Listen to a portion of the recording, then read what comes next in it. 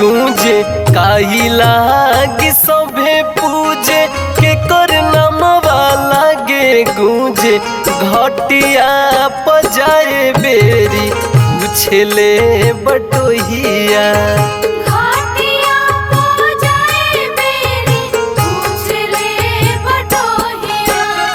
आदित्य गोसाइया के घाटे छठी मैया के आदित्य गोसाइया के घाटे छठी मैया के गूंजेला नाम ते तो जानू ले बटोहिया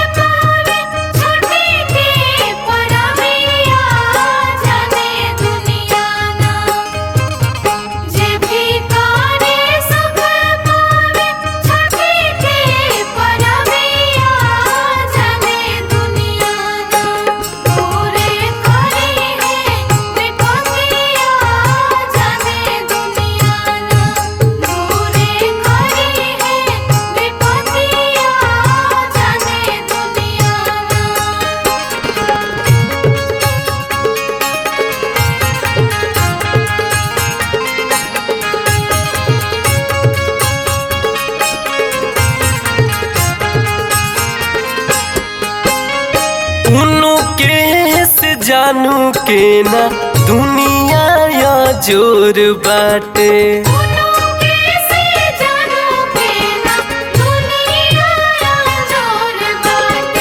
जे कर महिमा के सोर चारों ओर बाटे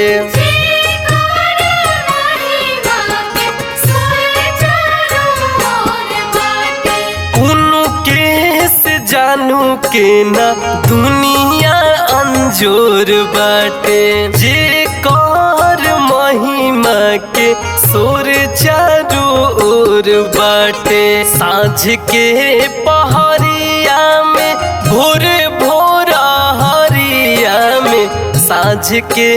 पहरिया में भोर भोर हरिया में आदित्य पूजा लेते हूँ देखुले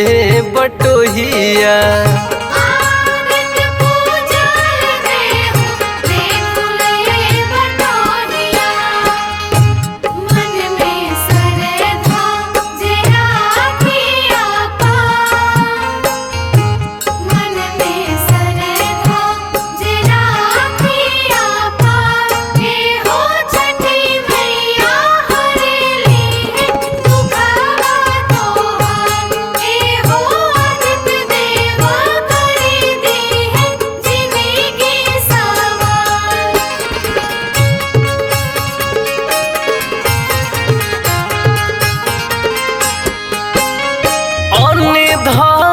पुते जाने दी है हो दीनानाथ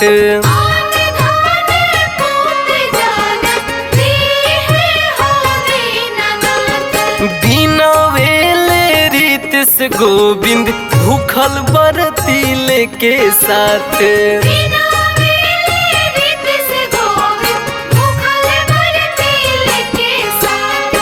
अन्य धान पुते जाने दी